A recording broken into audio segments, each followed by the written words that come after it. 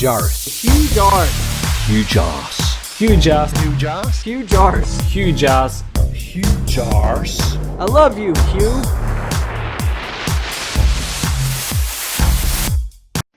Greetings and salutations, this is Huge Arse. I can only give my apologies to those waiting for the Flat Earth Aussie Jesus video, which I've been promising for a couple of videos now. Watching Flat Earth Aussie Jesus roll around being drunk and talking rubbish does your head in, especially when you have to watch it over and over to make a video about it. So I have to do it in small bits, and that's why it's taking so long, so I can only apologise for that. Hopefully it'll be worth the wait. But it also means I'm easily distracted by more interesting things.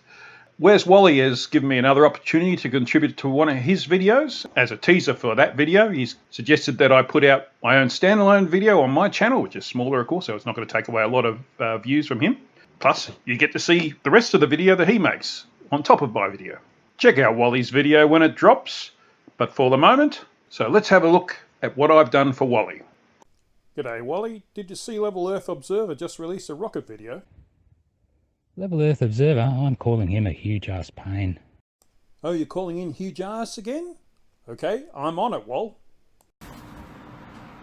Just a quick look at this new Shepherd rocket, not the launch, more so the coming home.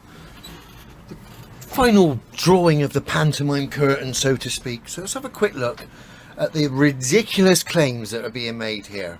We've got apparently a rocket booster. I'm not sure of the weight. I'm sure it weighs a good few ton, right? So if you haven't seen this before, let me just explain what you're seeing here.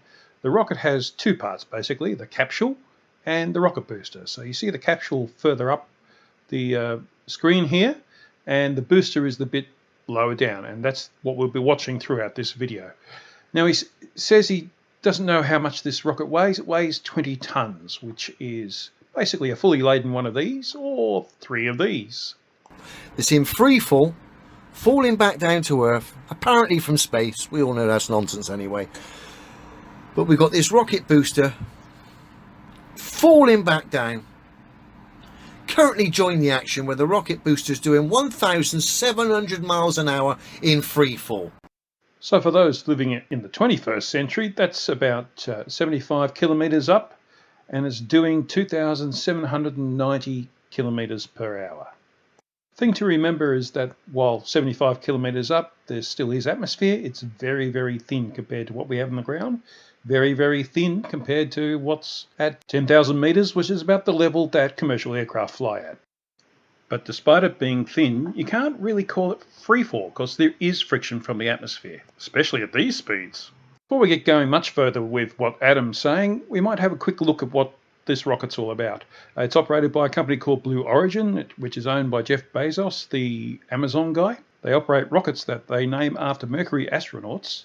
This one's called the New Shepard, after Alan B. Shepard, who was incidentally the first American in space. Now, this picture's from their website. As you can see, there are wedge fins up the top of the rocket which help guide it, as well as the fins down the bottom, which guide it back to the landing pad. Also, there are drag brakes. Both those things will be relevant later in this video. About to hit atmospheric pierce point. That's when it comes back in through the atmosphere. At that point, it's going to have some good air pressure to be able to push against for those control systems to work with. Now we've got the wedge fins that have deployed. So those are the fins at the top of the rocket that are housed in the ring fin. They keep the rocket stable. They work with the ring fin itself, which centralizes the air pressure that flows through the ring fin, keeps it nice and upright, just aerodynamically. That was very important commentary, remember that. We're now up to nearly 2,600 mile an hour in free fall. Not quite. Adam apparently didn't listen to the nice lady. Vehicle is at its atmospheric insertion point. It's about 35 kilometres up here, 3.5 times the altitude of a normal airliner. So there's definitely atmosphere there to start slowing it down. In fact, the rocket's probably at its fastest point right round about here, and from now on it'll start slowing down. And that's simply because there's an atmosphere for it to resist against.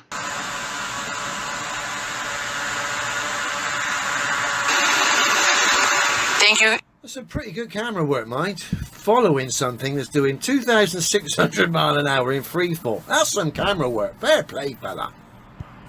Again, everybody for joining us live for this 10th mission of the New Shepard test program. Everything looks Right, starting to slow down now, although I can see from the craft there's been no deployment at this point in time of drag brakes. So somehow this thing is now slowing down before the drag brakes have been deployed. Strange. Adam, have you been paying attention at all? First of all, there's a timeline on the left there that shows you when those are supposed to be deployed. It's not yet.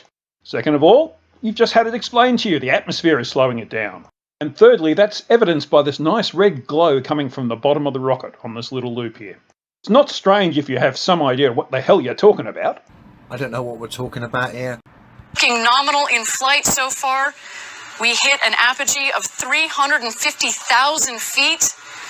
So far, another... So we've lost, in the last 25 seconds, we've lost 1,100 miles an hour of speed. We've not deployed the fucking drag brake system yet.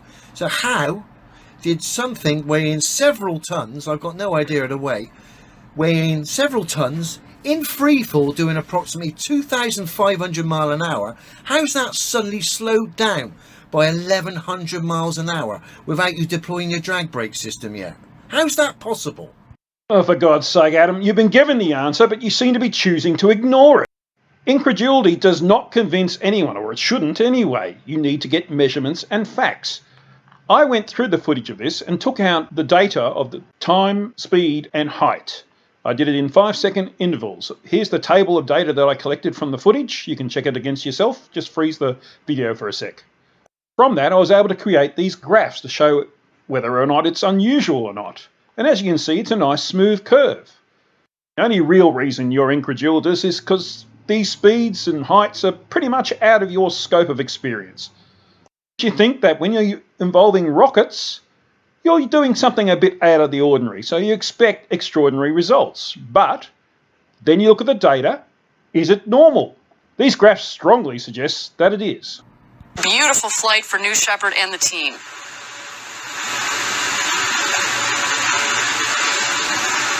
Still slowing down. Where the drag brake system hasn't been deployed yet, has it not? No, it hasn't, and there's a damn good reason for that, an obvious one too. Let's have a look at this picture that Wolfie sent us. It's from one of the displays on his plane.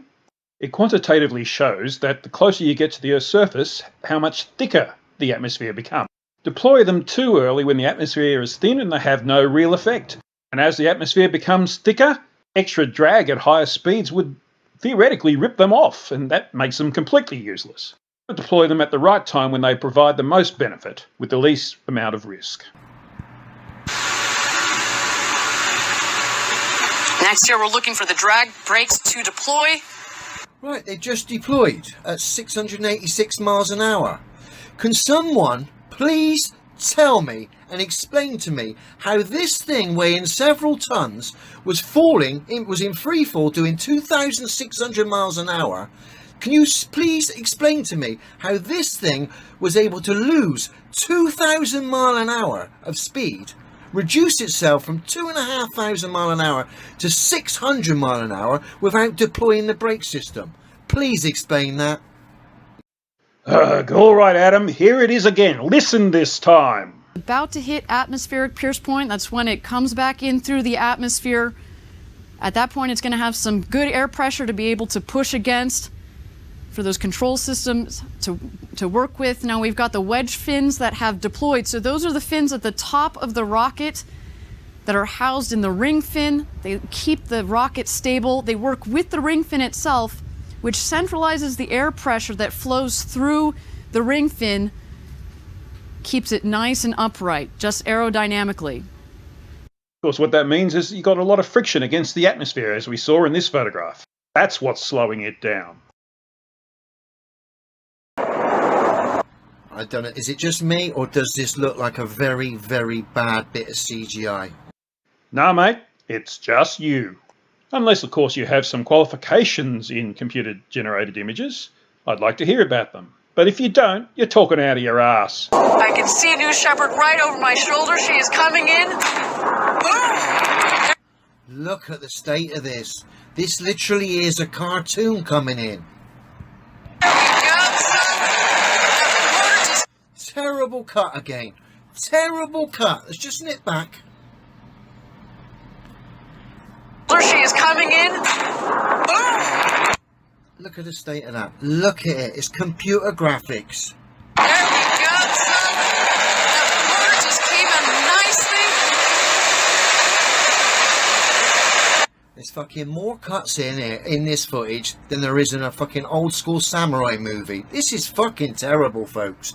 Look at the state of this. You know what, Adam? You're right. Instead of choosing shots that make the landing exciting and sells off their product the best they can, they should choose a boring single shot that panders to conspiracy nuts and other idiots such as yourself. Now, why go to this camera angle when all we're going to get is dust? Wouldn't you have been better to stick to a different camera angle where we can see this come in continuously rather than all these cuts to different angles to hide things? It's obvious. No, Adam. What's obvious is you're an incredulous fool. Rather believe in a worldwide conspiracy involving every nation on Earth who have never cooperated on anything ever, that's lasted for at least 50 years and probably more, to fake space. You really think that's more likely than reality? What am I saying? Of course you do. And as for the dust, the booster is landing in relatively high altitude deserts of West Texas. Of course there's going to be dust, no matter what the camera angle. It's obvious. Cover of the DE3 engine, absolutely spectacular.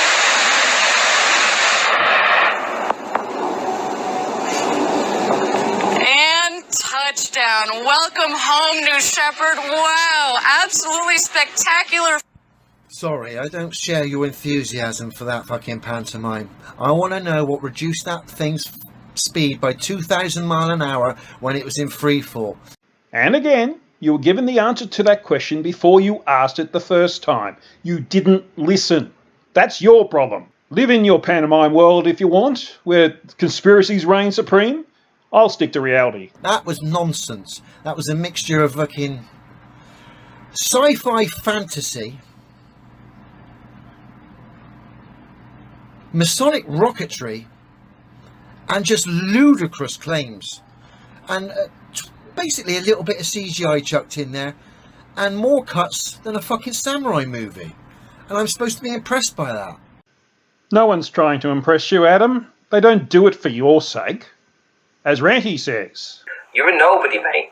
And everything you said was pure incredulity. You've got no evidence for that whatsoever. If you got evidence that it's CGI or science fantasy or Masonic rocketry, what the hell's that? Rockets made out of masonry? Crazy. Present the evidence or shut the hell up. You looking at a video and screaming, "It's fake!" to everything you see does not constitute evidence. Pick up your game. And I think that's where we'll leave Adam to his incredulity for today. Back to you, Wal. And for those watching this on my channel, cue the corgi.